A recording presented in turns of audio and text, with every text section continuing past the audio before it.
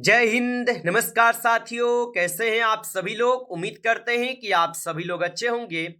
और साथियों, आप सभी लोग की तैयारी जो है बिल्कुल अच्छी तरीके से चल रही होगी। तो साथियों, आज के इस क्लास में हम सभी लोग जो है MPESB हॉस्पिटल असिस्टेंट एग्जाम 2026 के लिए साथियों टॉप ऐसे इंपोर्टेंट और चुनिंदे प्रश्नों को देखेंगे जो कि आपके 24 जून के एग्जाम के लिए काफी ही इंपोर्टेंट हैं। और साथियों, आपके पास बिल्कुल ही कम समय बचे हुए हैं आपके एग्जाम का, क्योंकि आप सभी लोग का एग्जाम डेट भी आप लोग को पता है कि 24 जून को आ चुके हैं। इसलिए साथियों, आप इस क्लास को बिल्कुल अच्छे से देखिएगा और इस क्लास में दिए जाने वाले इन सभी प्रश्नों को आप अच्छे से जरूर याद कर लीजिएगा, जिससे कि आप जो है अपने एग्जाम में सभी क्वेश्चन को आसानी तरीके से बना पाएंगे। तो चलिए क्लास को स्टार्ट करते हैं।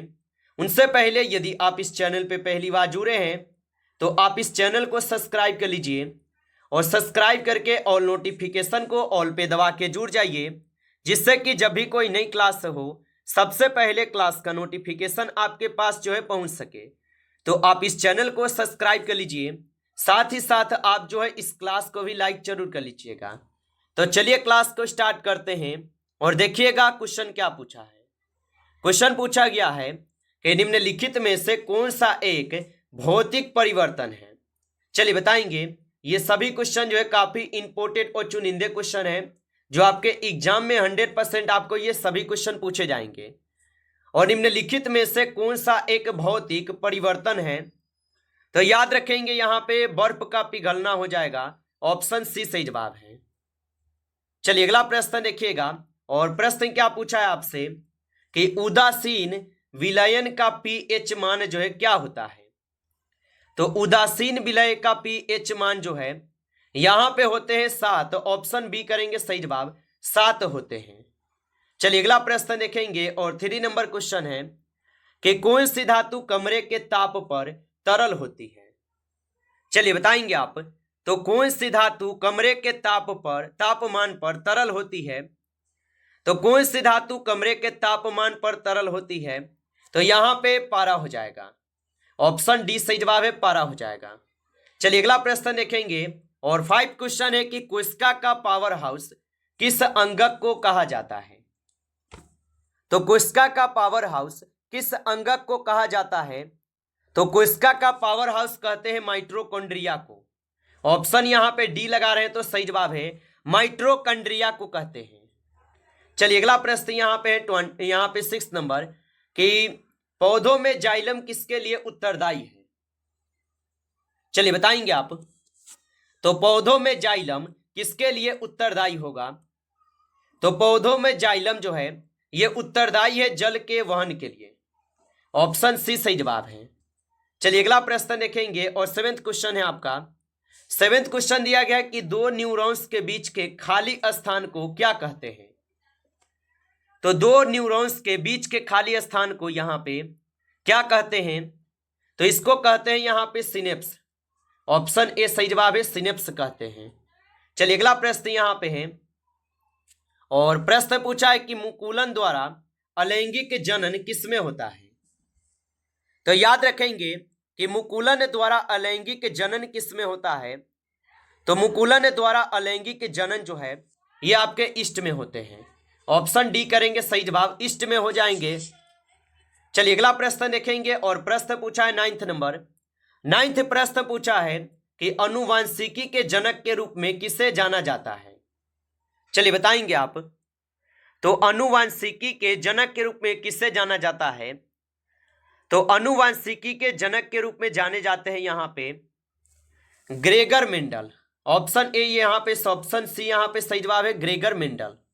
आगे देखिए अगला प्रश्न यहां पे 10th नंबर है कि समतल दर्पण की फोकस दूरी होती है। तो समतल दर्पण की जो फोकस दूरी होती है ये होते हैं आप सभी लोग का क्या। तो समतल दर्पण की फोकस दूरी आपके अनंत होते हैं। ऑप्शन ए सही जवाब होगा, अनंत होते हैं। आगे देखिए अगला प्रश्न यहां पे आपसे पूछा है 11th नंबर और 11th प्रश्न है कि मानव नेत्र किसी वस्तु का प्रतिबिंब कहां बनाता है। तो मानव नेत्र किसी वस्तु का प्रतिबिंब कहां बनाता है, तो ये बनाते हैं आप सभी लोग का कहां पे, तो दृष्टि पटल पे यानी रेटिना पे, ऑप्शन यहाँ पे बी सही जवाब है। चलिए आगे देखिए, अगला प्रश्न यहाँ पे है कि विद्युत धारा की एसआई इकाई क्या है। तो विद्युत धारा की एसआई इकाई क्या है? तो विद्युत धारा की जो एसआई इकाई होगा, यहां पे हो जाएंगे आप सभी लोग का कोण, तो आप बताएंगे यहां पे एम्पियर है। ऑप्शन सी सही जवाब है, एम्पियर होगा। चलिए अगला प्रश्न यहां पे है, और प्रश्न क्या पूछा है आपसे, और प्रश्न पूछा है कि एक धारावाही लंबी सीधी परिनलिका के भीतर चुंबकीय क्षेत्र रेखाएं होती हैं। तो एक धारावाही लंबी सीधी परिनलिका के भीतर चुंबकीय क्षेत्र रेखाएं होती है, तो आप बताएंगे सभी बिंदुओं पर समान होती है। ऑप्शन बी होगा सही जवाब। चलिए अगला प्रश्न यहां पे 14 क्वेश्चन है कि निम्नलिखित में से कौन सा पर्यावरण के उन्मूलन अभ्यास है। चलिए बताएंगे आप, और बताइए कि निम्नलिखित में से कौन पर्यावरण के उन्मूलन अनुकूल अभ्यास है। तो यहां पे 40 नंबर क्वेश्चन का आप सही जवाब ऑप्शन डी करेंगे, आसपास की जगहों पर पैदल जाना या उपयुक्त में से सभी। तो आप बताएंगे उपयुक्त में से यहां पे सभी है, 14 का डी कीजिए, उपयुक्त में से सभी है। अगला प्रश्न यहां पे है, और प्रश्न पूछा है कि समीकरण Cu+O2 बराबर CuO किसका एक उदाहरण है।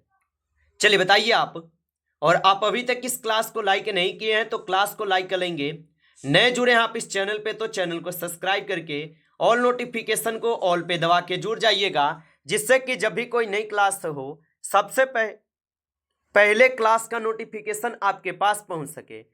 तो आप इस चैनल को सब्सक्राइब कर लीजिएगा, और बताएंगे कि समीकरण Cu+O2 बराबर CuO किसका एक उदाहरण है।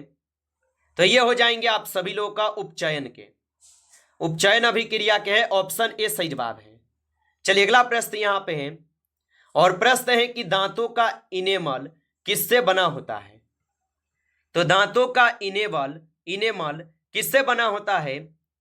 तो ये बने होते हैं आप सभी लोगों का कैल्शियम फास्फेट से, ऑप्शन सी सही जवाब है। चलिए अगला प्रश्न देखेंगे यहां पे, और 17 क्वेश्चन है कि कौन सी अधातु चमकीली होती है।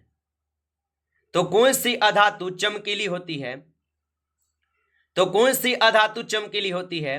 तो यहां पे 17 क्वेश्चन का सही जवाब ऑप्शन बी है, आयोडीन होगा। ऑप्शन बी कीजिएगा सही जवाब। चलिए अगला प्रश्न देखेंगे कि एक अल्कोहल में प्रक्रियात्मक समूह होता है। तो एक अल्कोहल में प्रक्रियात्मक समूह जो है होता है, तो ये होते हैं -OH। ऑप्शन डी हो जाएंगे सही जवाब, OH होते हैं। आगे देखिए अगला प्रश्न यहां पे है कि पाइरुवेट के विखंडन के कार्बन डाइऑक्साइड जल तथा ऊर्जा प्राप्त होती है, ये किस क्रिया कहां होती है। तो पाइरुवेट के विखंडन के कार्बन डाइऑक्साइड जल तथा ऊर्जा प्राप्त होती है, यह क्रिया कहां होती है। तो यह क्रिया होते हैं माइटोकॉन्ड्रिया में। ऑप्शन सी सही जवाब है, माइटोकॉन्ड्रिया। चलिए अगला प्रश्न यहां पे 20 नंबर है कि इंसुलिन हार्मोन किसके द्वारा स्रावित होता है। तो इंसुलिन हार्मोन किसके द्वारा स्रावित होता है। तो इंसुलिन हार्मोन जो है ये अग्नाशय के द्वारा स्रावित होते हैं। यहां पे ऑप्शन बी सही जवाब होगा, अग्नाशय के द्वारा स्रावित होते हैं। चलिए अगला प्रश्न देखेंगे, 21 क्वेश्चन है कि पराग कोश में क्या होते हैं। तो याद रखेंगे आप कि पराग कोश में जो है यहां पे पराग कण होते हैं। ऑप्शन ए सही जवाब है, पराग कण होगा।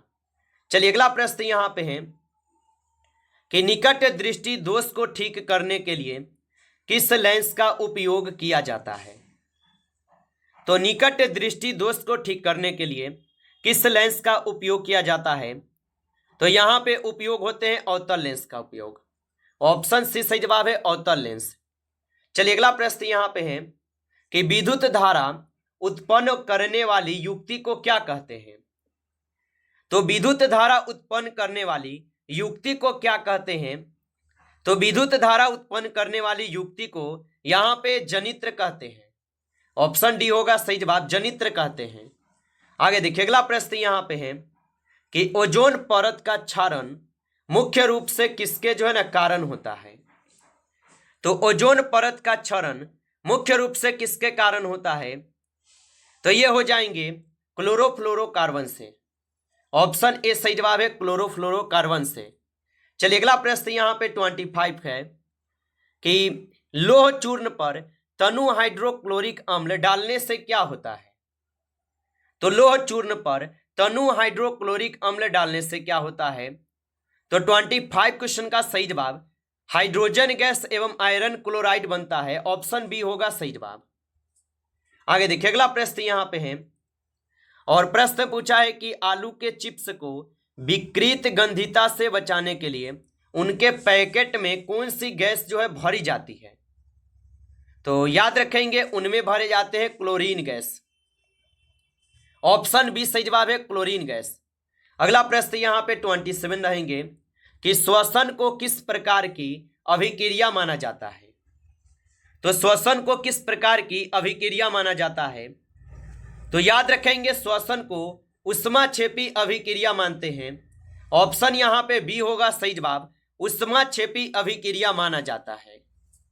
आगे देखिए अगला प्रश्न यहाँ पे 28 हो जाएंगे कि टमाटर में प्राकृतिक रूप से कौन सा अम्ल जो है पाया जाता है? तो टमाटर में प्राकृतिक रूप से कौन सा अम्ल पाया जाता है? तो इसमें ऑक्जेलिक अम्ल पाए जाते हैं। ऑप्शन डी सही जवाब है, ऑक्जेलिक अम्ल पाए जाते हैं। अगला प्रश्न यहाँ पे 29 है कि प्लास्टर ऑफ पेरिस का रासायनिक सूत्र क्या है? तो प्लास्टर ऑफ पेरिस का रासायनिक सूत्र क्या है? तो प्लास्टर ऑफ पेरिस का रासायनिक सूत्र यहाँ पे क्या हो जाएंगे? तो 29 का सही जवाब सी लगाएंगे। आगे देखिए अगला प्रश्न यहाँ पे 13 है कि निम्नलिखित में से कौन सी धातु सबसे अधिक तन्य है? तो निम्नलिखित में से कौन सी धातु सबसे अधिक तन्य होगा? तो यहां पे हो जाएंगे आप सभी लोगों का सोना। ऑप्शन ए सही जवाब है, सोना हो जाएगा। चलिए अगला प्रश्न यहां पे 31 है कि कौन सी अधातु विद्युत की सुचालक होती है? तो कौन सी अधातु विद्युत की सुचालक होती है? तो यहां पे हो जाएंगे ग्रेफाइट। ऑप्शन सी सही जवाब है, ग्रेफाइट हो जाएंगे। आगे देखिए अगला प्रश्न यहां पे है और 32 नंबर क्वेश्चन है कि परमाणुओं के आपस में जुड़कर लंबी श्रृंखला बनाने के गुण को श्रृंखलन कहते हैं और यह किस तत्व में सर्वाधिक होता है? तो ये सर्वाधिक होते हैं कार्बन वाले तत्व में। ऑप्शन बी होगा सही जवाब, कार्बन वाले तत्व में होगा। चलिए अगला प्रश्न यहाँ पे 33 है और 33 क्वेश्चन है कि बेंजीन का आणविक सूत्र जो है क्या है? तो बेंजीन का आणविक सूत्र क्या है? तो बेंजीन का आणविक सूत्र होता है CH। ऑप्शन ए सही जवाब है, CH होगा। अगला प्रश्न यहाँ पे है और प्रश्न क्या पूछा है कि पत्ती की कोशिकाओं में प्रकाश संश्लेषण का स्थान कौन सा है? तो पत्ती की कोशिकाओं में प्रकाश संश्लेषण का स्थान कौन सा है? तो यहाँ पे 34 क्वेश्चन का सही जवाब हरित लवक होगा। ऑप्शन डी सही जवाब है, हरित लवक होगा। अगला प्रश्न देखेंगे कि मनुष्य में श्वसन वर्णक कौन सा है? तो मनुष्य में श्वसन वर्णक कौन सा है? तो मनुष्य में श्वसन वर्णक जो है यहां पे हो जाएंगे हीमोग्लोबिन। ऑप्शन यहां पे बी सही जवाब है, हीमोग्लोबिन होगा। नमस्कार साथियों, इस क्लास में आपके टॉप 35 क्वेश्चन थे जो काफी इंपॉर्टेंट क्वेश्चन थे। साथियों यदि आपको क्लास अच्छा लगा हो तो आप इस क्लास को लाइक कर लीजिए। नए जुड़े हैं आप इस चैनल पे तो चैनल को सब्सक्राइब करके ऑल नोटिफिकेशन को भी ऑल पे दबा के जुड़ जाइए, जिससे कि जब भी कोई नई क्लास हो सबसे पहले क्लास का नोटिफिकेशन आपके पास जो है पहुंच सके। तो आप इस चैनल को सब्सक्राइब कर लीजिएगा। चलिए फिर मिलते हैं आपसे एक नेक्स्ट टॉपिक के साथ नेक्स्ट क्लास में। तब तक के लिए जय हिंद, जय भारत।